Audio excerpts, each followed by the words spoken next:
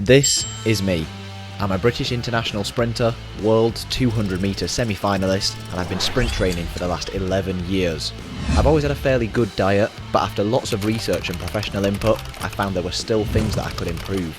Over the last few months, I've completely transformed my diet, and in this video, I'll be breaking down exactly how that's changed, showing everything I consume in an average day, and how to utilise simple tricks to maximise physical performance. Right, let's go. We have got 4 meals to get through today. It's currently 9 in the morning. As we go through the day, I'll basically just show how I prepare every meal. Calories is something that's very personal. You've got to figure out what works for you, but we're gonna total up how many calories I eat through the day, how much protein I eat through the day, and let's see what we get to. First meal.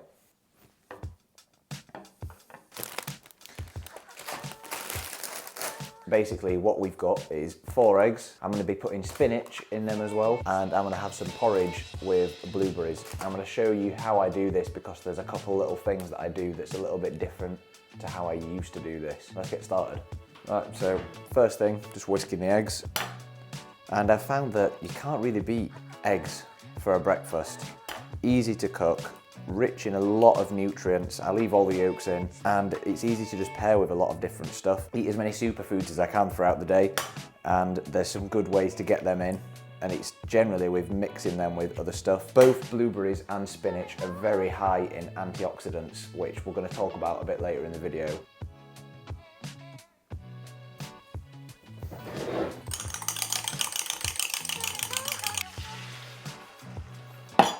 So I put the eggs in first, and then I grab the spinach, decent handful of spinach, and just filter that into the pan. All this is just traditional oats, plain oats on their own. So that's that, and then I just put some water in it. By this point, you'll probably be noticing that I'm not using milk in anything. And the reason for that is because it contains lactose in milk, obviously. Most humans actually struggle to digest lactose to a certain degree. When you look at the mammal population, humans are actually the only adult mammal that still consume dairy products. Shout out to my coach Richard for giving me that bit of information. There's an enzyme called lactase is required to break down lactose without any intervention. We don't tend to produce that enzyme, at least not in very high volume. Handful of blueberries, and that's what's going to go in the porridge. Yeah, I know my porridge is really thick. That's just the way I like it. Right, let's sit down and eat this, and let's see how much protein, how many calories we've got in this. So this is meal 1 of the day. We have 4 eggs scrambled with a handful of spinach, and we have around 40 to 50 grams of plain oats made into porridge with water and a handful of blueberries. Also, I use 2 supplements in the morning as well. We've got magnesium, 2 of these tablets per day, and they're really good for muscle relaxation. I found that it works for me very well. Sometimes I get calf cramps. This just helps to keep my muscles relaxed. And I take an omega-3. The omega-3 is great for immunity, and you can't really overdose on it in the sense that the more the better, pretty much. So omega-3, magnesium, these are the 2 supplements for the morning alongside my breakfast. So let's get eating. So just to carry on the point that I was trying to make about lactose, because of this inflammation factor that it can have, it kind of, obviously not directly, but there's a lot of things in your diet which can slowly build towards contributing to injury. So everyone knows that a bad diet is conducive with probably getting injured, but it's like, what exactly contributes to that? From the research that I've been doing, I've kind of come to the conclusion that generally it's just inflammation. So the diet that I'm doing is totally anti-inflammatory, at least as much as I can do. There's a balancing act to be done with this. Obviously, everything's good in moderation, but I found by limiting lactose, it means that I can further offset inflammation by eating things like the berries, the spinach, loads of antioxidants in them. Eat foods that are anti-inflammatory, don't eat foods that are inflammatory. That's essentially what we're going for. Oh yeah, and of course, plenty of water. I aim for about 4 litres of water a day. So yeah, let's throw the protein counter up, throw the calorie counter up for meal 1 of the day.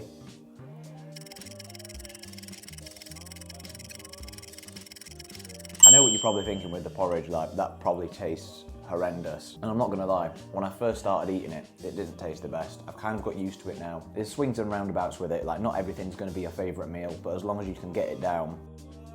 I'm gonna go about my day, and I'll catch you at lunchtime. We are back, meal 2 of the day. Steak. Some of them come with the little sauce packs on the top of them, but this, I'm gonna be taking this one off and using my own. Steak, sweet potato, and some vegetables. I'm gonna be showing you what this is for. Well, you can already imagine, but I'll tell you why I do this. About 400 grams of sweet potato, and a good handful of green beans and a good handful of broccoli. So the first thing I'm gonna do is marinate the steak whilst I'm preparing the rest of the food. And there's a good reason for this. Not just obviously makes the steak taste better, but there's another good reason too. So reason I'm doing this first is because it needs time for the lemon juice to do its magic. A splash of extra virgin olive oil, and then first thing, the steak goes into the pan. I just kind of stab it with the fork, and this helps it to soak in all of the seasoning. So, first thing I season it with is the lemon juice. And the reason I do this, not only because I think it actually makes the steak taste better, there's actually scientific evidence that doing this makes your steak healthier. It's not really conclusive evidence, but some people and some studies can suggest that, you know, eating too much red meat might not be good for you, etc. Well, this is due to a process known as glycation, specifically the Maillard reaction. Like steak, for example, is a prime example of where this would happen. What happens when something undergoes glycation? We end up with these things called AGEs, which is advanced glycation end products. So when people are concerned that eating too much steak leads to like heart problems, that kind of thing, they're referring to basically the result of glycation.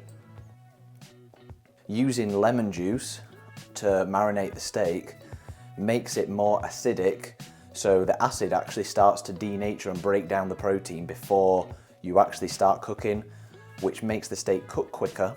So it reduces the time that the Maillard reaction is actually taking place, and also makes the conditions of the cooking more acidic because this reaction takes place in an alkaline environment.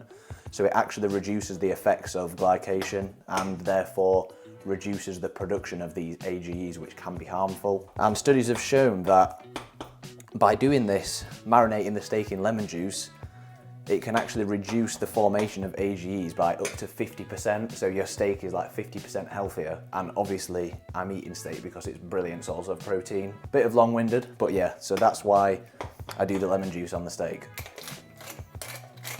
We're gonna leave that to do its thing for a while. I'm gonna prep the sweet potatoes and stuff, get those starting to cook.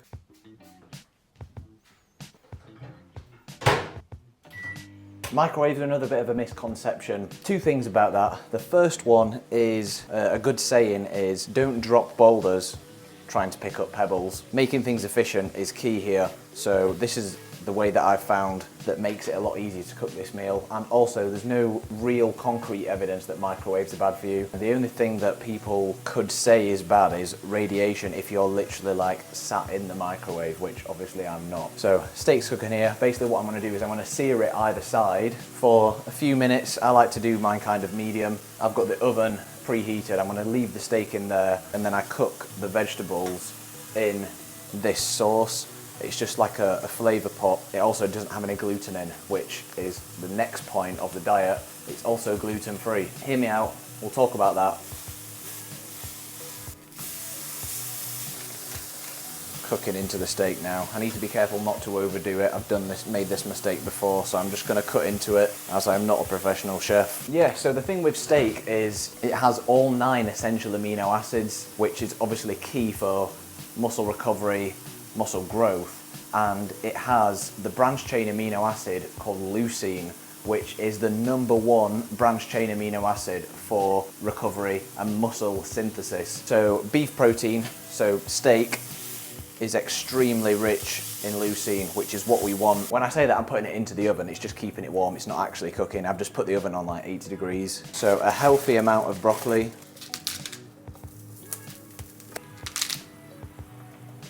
So yeah, let's cook this.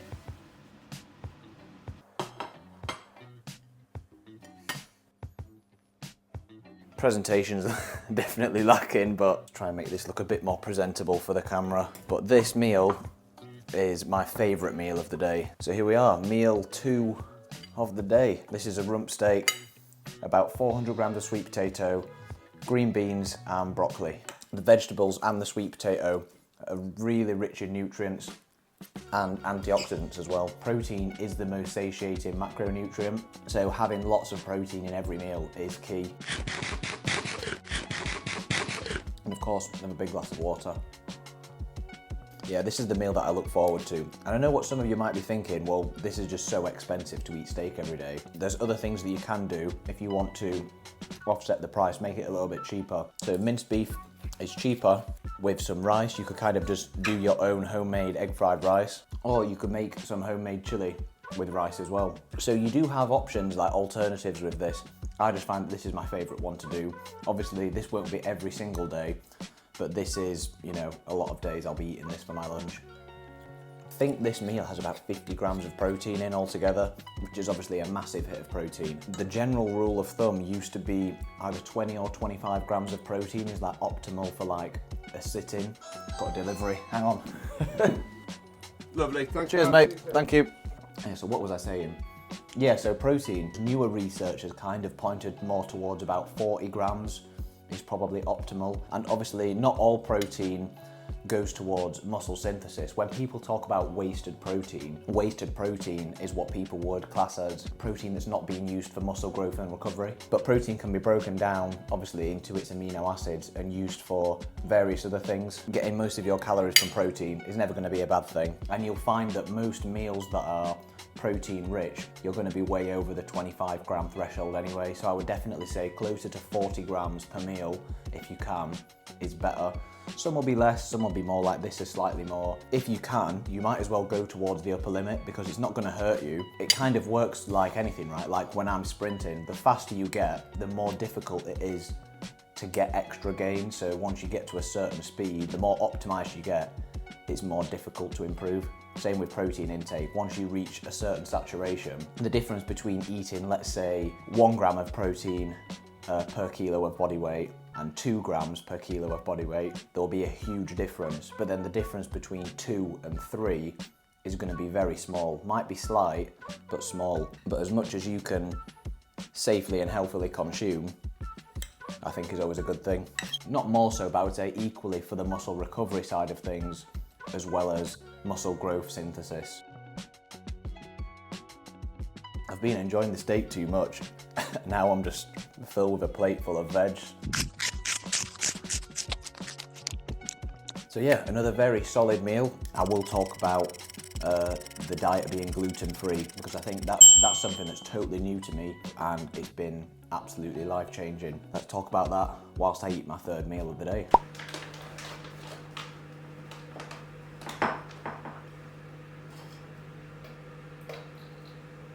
All right, so on the surface level, it's yeah, pretty boring. Literally good old chicken and rice, and put some barbecue sauce on it for a little bit of flavour. I've tried not to go too heavy on it, obviously for the sugar content, just to allow myself a little bit. I've put that on there and a bit of salt and pepper just for a little bit of flavour. The entire diet, as you've noticed so far, is gluten-free and it's going to continue that way. We're circling back to the inflammation, which obviously we mentioned in terms of lactose. Well, pretty much the same reason for gluten. I would say gluten is even more of a significant marker for inflammation than lactose, especially as it's one of those things that everybody eats and in much higher quantities than you would lactose in the average diet. Think about breads, pastas, that kind of thing. Before, I used to eat loads of bread, loads of pasta. I found that since I've been eating gluten-free, I've had far less aches and pains, my tendons feel healthier, and I can recover better between sessions and I just feel more sharp throughout the day. Not only does it help with lowering your inflammation levels, just think about all of the things that automatically you're not going to be eating anymore when you get rid of gluten from the diet. So it just means that you're forced to make much healthier choices, and I've found that it's been a great tactic to implement into my diet and I feel so much better for it.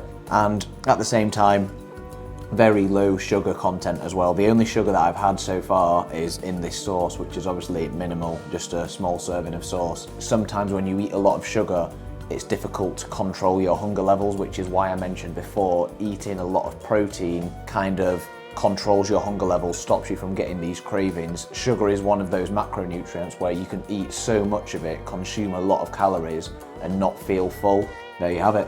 Meal 3 of the day, chicken, rice, cucumber, a little bit of sauce. Let's get this down, mate.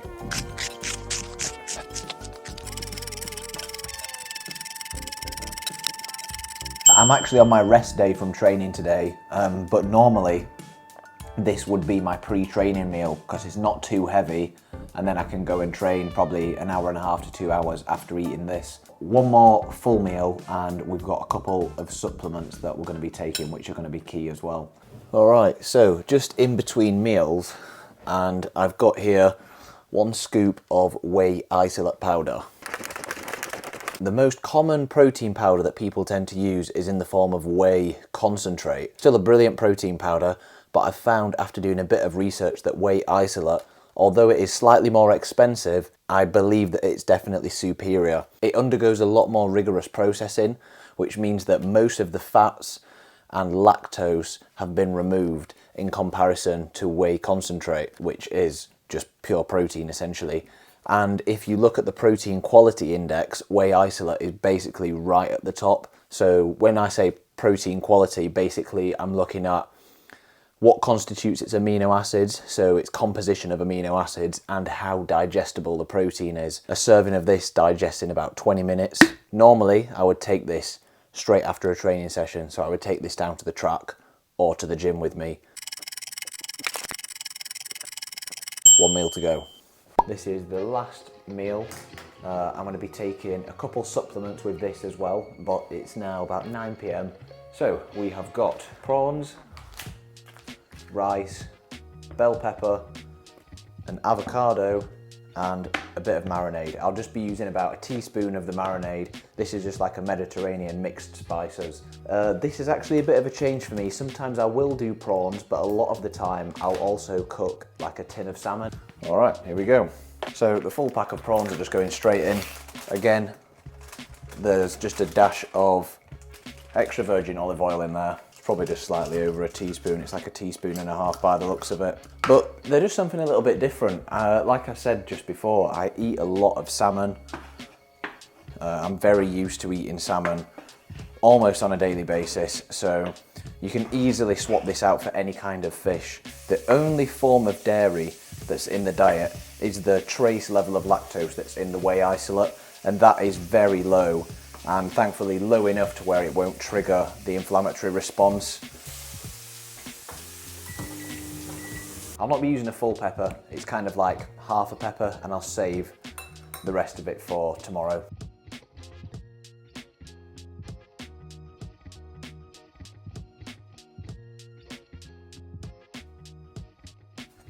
All right, there we have it. Last meal of the day, I take a second magnesium tablet, helps to prevent cramps, and also because it's later on at night, it helps me fall asleep.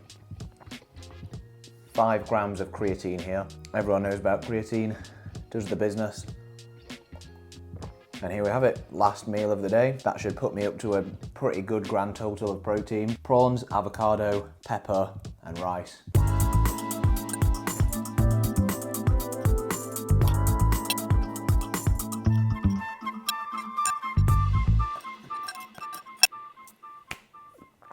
There we go.